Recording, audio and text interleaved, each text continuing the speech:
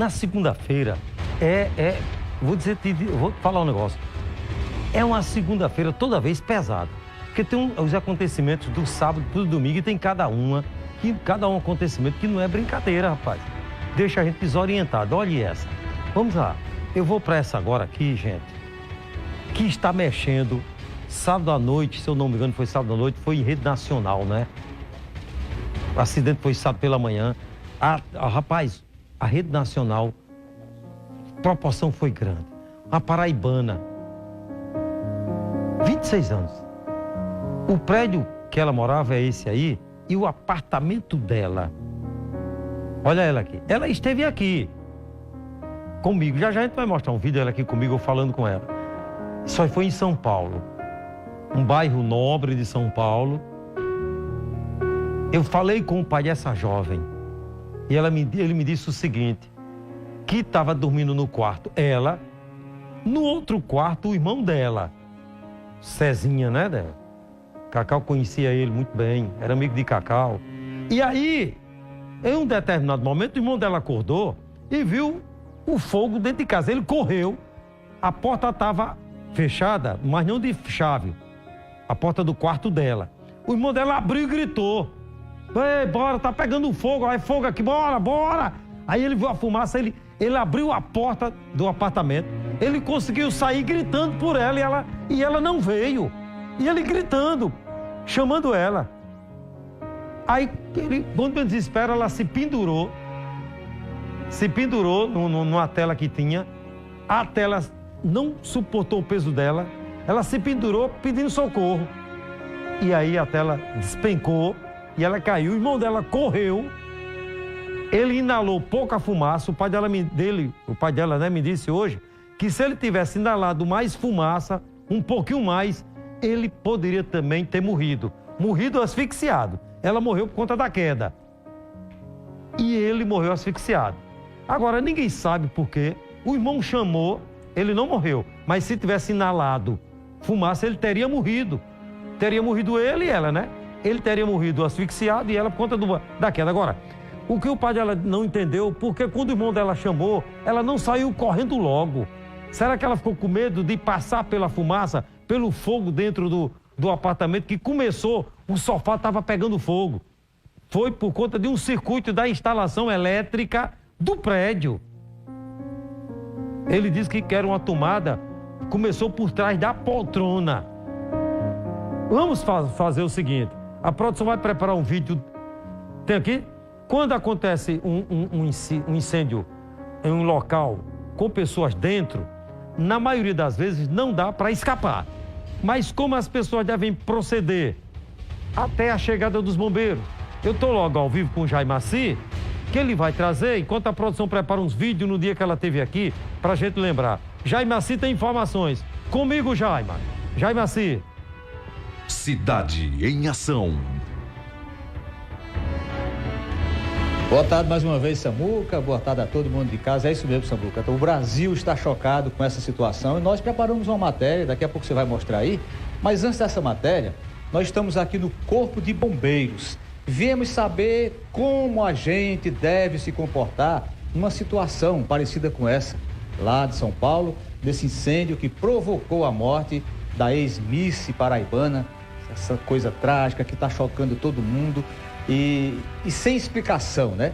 Mas existem várias coisas que a gente pode tomar, várias atitudes que a gente pode tomar para evitar morrer ou queimado ou pelo desespero.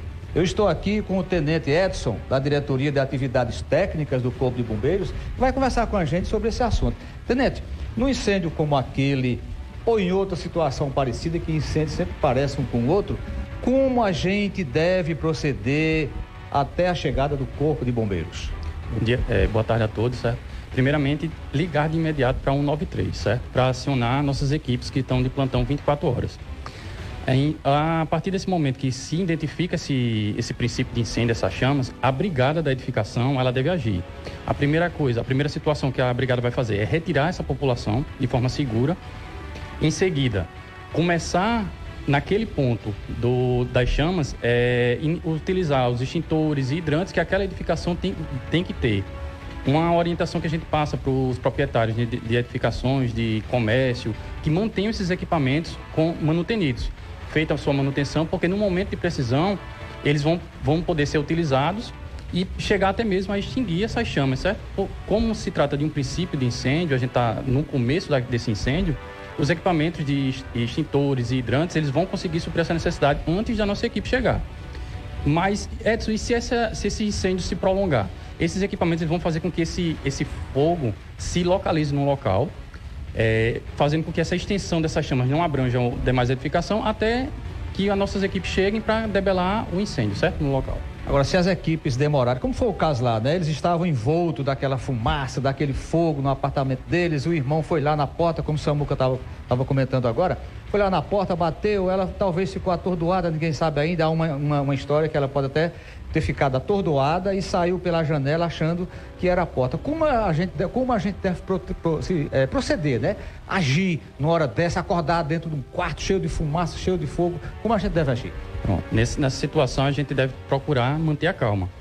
É um pouco difícil, mas a gente tem que procurar manter a calma e tentar nos localizar dentro do nosso quarto, no ambiente que é onde a gente está localizado. Uma dica de segurança: colocar redes de proteção em todas as janelas do apartamento, porque isso vai evitar, como foi o caso dessa Miss, né, dela vir ter sofrido esse acidente. Um segundo ponto: a gente conseguiu sair desse ambiente que está iniciado as chamas. A gente conseguir pegar um pano, umedecer esse pano e colocar no rosto vai fazer com que essa fumaça, a gente diminua o contato dessa fumaça com nossas vias aéreas e vai facilitar com que a gente consiga nos localizar e seguir o caminho para a saída dessa edificação. Sempre se orientar pelas placas de sinalizações que está indicando a rota de fuga dessa edificação, não utilizar em hipótese alguma os elevadores, certo? Porque esses equipamentos, quando tem um incêndio, a primeira coisa que é cortado da edificação é a eletricidade, certo? E sempre seguir a fuga pelas escadas da edificação. Isso aqui são os principais pontos, uma maneira ágil da pessoa sair dessa edificação sem grandes riscos, certo? Tem até um caso que a gente vai mostrar numa reportagem daqui a pouco, de uma vizinha dela que escapou e salvou uma gatinha. Ela botou a gatinha de estimação dentro de uma bolsa e molhou uma toalha, colocou no rosto e conseguiu escapar. É correto essa atitude? Essa questão de utilizar a toalha foi para fazer com que a fumaça ela não aspirasse tanta fumaça. Não é que não vai impedir de a gente aspirar, mas ela vai diminuir a quantidade. E diminuindo a aspiração dessa fumaça vai fazer com que a pessoa não perca consciência. A questão de óbitos em incêndios ocorre devido à inalação de fumaça, porque a gente vai perder a consciência e vir a desmaiar e não conseguir sair daquele local, daquele ambiente que está com as chamas, certo? Agora, Tenente, outra coisa, tudo indica que tudo começou com uma tomada. A tomada teve um curto-circuito, a tomada pegou fogo, era atrás de um sofá e expandiu tudo isso. O que fazer para evitar isso? Pronto. Em questões de curto-circuitos, é uma das principais causas, certo? Que vem a ocorrer incêndios. Dicas: questão de fazer a inspeção dessas instalações elétricas, dos equipamentos, ver se não tem nenhum fio partido, se esse fio não está desencapado, porque o fio desencapado, ele tendo contato um com o outro, ele vai gerar centelhas, e essa centelha pode vir a causar o curto-circuito e provavelmente gerar a questão do incêndio. Não utilizar aqueles benjamins que a gente chama, conhecido popularmente como T.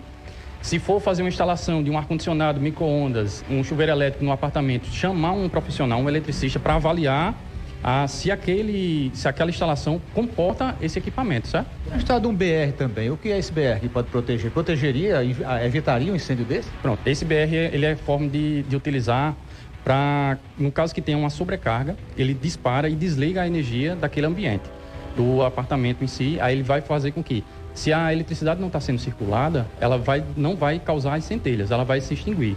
A questão do... Ela dispara antes que saia a centelha? Ela dispara. Quando se entra uma sobrecarga de energia no sistema dele, ele dispara e protege os equipamentos de segurança. Ele é muito utilizado para isso, para prevenir que a gente venha a ter perca de geladeiras, televisões, os equipamentos eletrônicos de um modo geral. Isso é usado nos apartamentos, nos edifícios, nos condomínios, já comumente? Normalmente se utiliza. Os condomínios mais novos, mais recentes, eles têm uns equipamentos mais atualizados, que eles têm essa proteção maior. As edificações que são mais antigas, a gente pede que os moradores sempre tenham esse cuidado de estar revisando o sistema elétrico.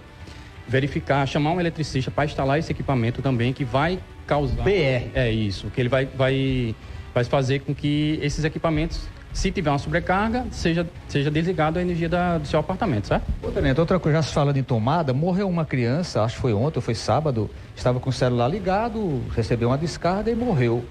Qual o cuidado que a gente deve ter com o celular ligado à tomada? Nunca utilizar o celular no momento que ele esteja carregando, certo? Se ele descarregou, realizar a recarga desse equipamento sem utilizá-lo.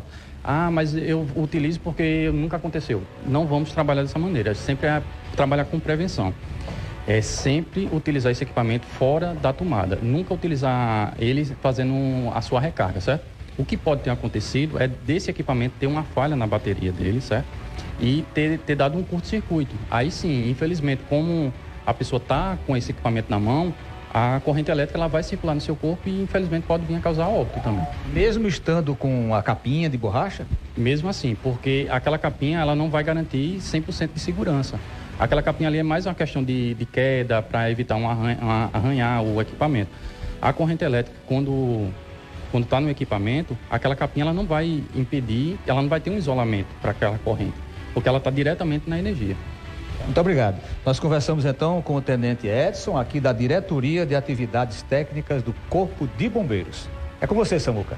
Bem, veja só. Gente, vamos pontuar o que disse o Tenente aí com o Jair Macedo. Que a gente sempre erra, né? A gente sabe do que é certo e do que é errado, mas pode notar que nós seres humanos, a gente sempre faz o errado sabendo que está errado. É ou não é? Por exemplo, eu sei do risco que corro quando eu estou com o meu celular na tomada e eu estou olhando o celular. Eu sei, mas eu tenho feito isso. Eu estou dizendo aqui de público que eu tenho feito isso e você também que está me assistindo deve estar dizendo eu também faço isso. Mas sabia que é um risco grande e que eu vendo agora que já era para eu ter deixado de fazer isso há muito tempo, porque não é a primeira matéria que eu mostro onde uma pessoa especializada fala isso, mas eu continuo errando e que eu vou pedir a meu Deus e vou me esforçar, porque vai depender de mim, não de Deus, mas de mim, de eu querer, eu não vou mais eu pegar meu celular e ficar olhando ele com a tomada na parede. Não vou fazer mais isso. Eu, Samuca Duarte, sempre fiz isso. E você que está me assistindo também faz. É ou não é? Todo mundo faz, quase todo mundo. E eu faço, mas a partir de hoje, eu, Samuca Duarte, esse que está aqui, não vai fazer mais. Farnezinho também sempre fez, né? Tem 2 casos na Paraíba de morte, viu? Um menino de 14 anos, agora no final de semana, com o celular na tomada, olhando, morreu. E uma criança de 2 anos, brincando. A mãe botou para brincar, não bota os videozinhos, que muita mãe não bota, o celular. Aí o menino ficando olhando, só que o celular estava descarregando, estava na tomada. A criança também morreu com a descarga elétrica com 2 anos. E o militar acabou de dizer, não faça isso.